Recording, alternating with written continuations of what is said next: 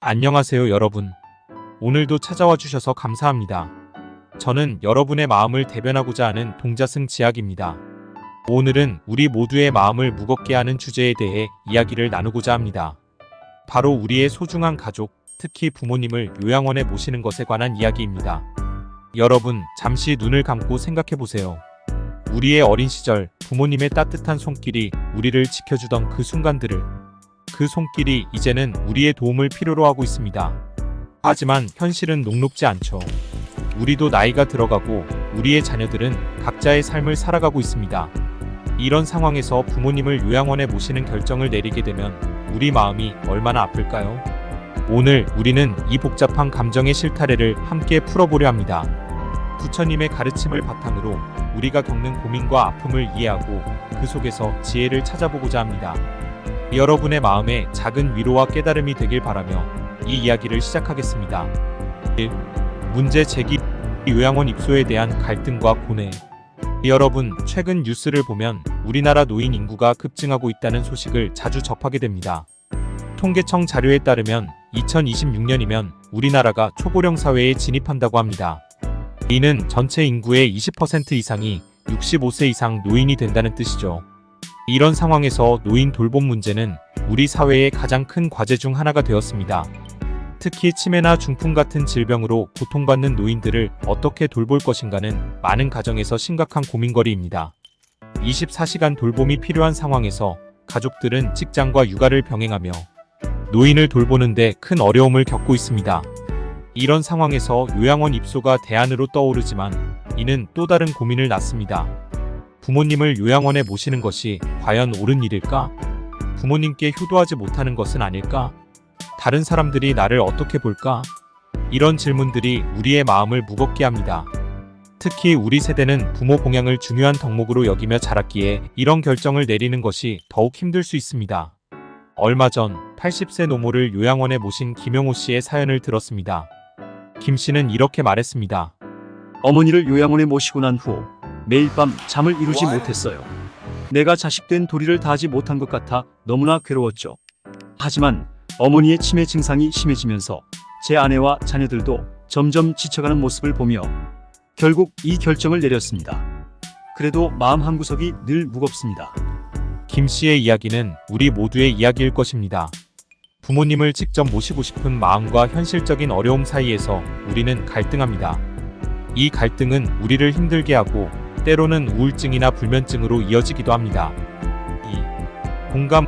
우리 모두가 겪는 아픔. 여러분, 잠시 깊게 호흡을 해보세요. 들이쉬고 내쉬고. 우리는 지금 매우 어려운 상황에 직면해 있습니다. 하지만 기억하세요. 여러분은 혼자가 아닙니다. 이 고민, 이 아픔은 우리 모두가 함께 겪고 있는 것입니다. 불교에서는 고통을 삶의 본질적인 특성으로 봅니다. 하지만 이 고통을 통해 우리는 성장하고 깨달음을 얻을 수 있습니다. 부모님을 요양원에 모시는 결정을 둘러싼 고뇌 역시 우리에게 큰 가르침을 줄 수 있습니다. 우리의 마음속 깊은 곳에는 부모님을 직접 모시고 싶은 순수한 바람이 있습니다. 이는 부모님에 대한 사랑과 감사의 표현입니다. 하지만 동시에 우리는 현실적인 제약에 직면합니다. 이 갈등 속에서 우리는 고통받습니다.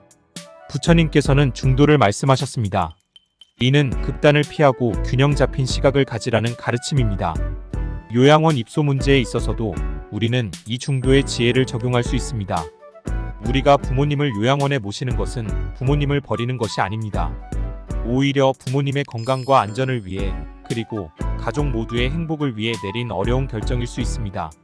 이는 단순히 개인의 문제가 아닌 우리 사회가 함께 고민하고 해결해 나가야 할 과제입니다. 박수미 할머니의 이야기를 들어보겠습니다. 처음에는 요양원에 가는 것이 무서웠어요. 내가 버려지는 것 같았거든요. 하지만 지금은 달라요. 여기서 좋은 친구들도 사귀고 전문적인 돌봄도 받고 있어요. 무엇보다 우리 아들, 며느리가 편하게 살 수 있다는 게 가장 큰 위안이 됩니다. 그들이 행복해야 나도 행복하니까요.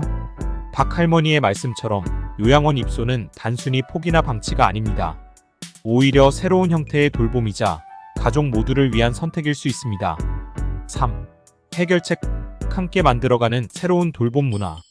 그렇다면 우리는 이 상황을 어떻게 받아들이고 또 어떻게 대처해 나가야 할까요? 여기 몇 가지 제안을 드리고자 합니다. 첫째, 요양원 입소를 단절이 아닌 연결의 기회로 봐야 합니다. 요양원에 계신다고 해서 부모님과의 관계가 끊어지는 것은 아닙니다. 오히려 정기적인 방문과 소통을 통해 더 깊은 관계를 만들어갈 수 있습니다. 주말마다 방문하여 함께 시간을 보내거나 영상통화를 통해 일상을 나누는 것도 좋은 방법입니다. 둘째, 요양원 선택에 신중을 기해야 합니다. 모든 요양원이 같은 수준의 서비스를 제공하는 것은 아닙니다. 시설의 상태, 직원들의 태도, 프로그램의 다양성 등을 꼼꼼히 살펴보세요. 가능하다면 여러 곳을 방문해보고 다른 입소자, 가족들의 의견도 들어보는 것이 좋습니다. 셋째, 요양원 생활에 적극적으로 참여하세요. 많은 요양원에서 가족 참여 프로그램을 운영하고 있습니다. 이런 프로그램에 참여하면 부모님의 일상을 더 잘 이해할 수 있고 요양원 직원들과도 좋은 관계를 맺을 수 있습니다. 넷째, 자신을 돌보는 것을 잊지 마세요. 부모님을 요양원에 모시는 과정에서 많은 스트레스를 받을 수 있습니다. 이때 자신의 건강과 마음을 돌보는 것도 중요합니다. 명상, 운동, 취미 활동 등을 통해 스트레스를 해소하세요. 다섯째, 사회적 인식 개선을 위해 노력합시다. 요양원 입소에 대한 부정적인 인식을 바꾸는 것은 우리 모두의 몫입니다. 요양원이 단순히 노인을 맡기는 곳이 아니라 전문적인 돌봄을 제공하는 곳이라는 인식을 확산시켜야 합니다. 마지막으로 정부와 사회의 지원을 요구합시다. 노인 돌봄은 개인의 문제가 아닌 사회적 과제입니다. 더 나은 요양 서비스, 가족 지원 프로그램, 경제적 지원 등을 위해 목소리를 높이는 것도 필요합니다. 이제 우리 함께 새로운 노인 돌봄 문화를 만들어 갑시다. 요양원 입소가 포기가 아닌 또 다른 형태의 사랑이 될 수 있도록 말입니다. 여러분, 오늘 우리는 매우 어려운 주제에 대해 이야기를 나눴습니다. 부모님을 요양원에 모시는 결정은 결코 쉽지 않습니다. 하지만 기억하세요. 이는 우리의 무능력함이나 불효의 결과가 아닙니다. 오히려 현실을 직시하고 부모님과 가족 모두를 위해 내린 용기 있는 선택일 수 있습니다. 부처님께서는 모든 것은 변한다고 가르치셨습니다.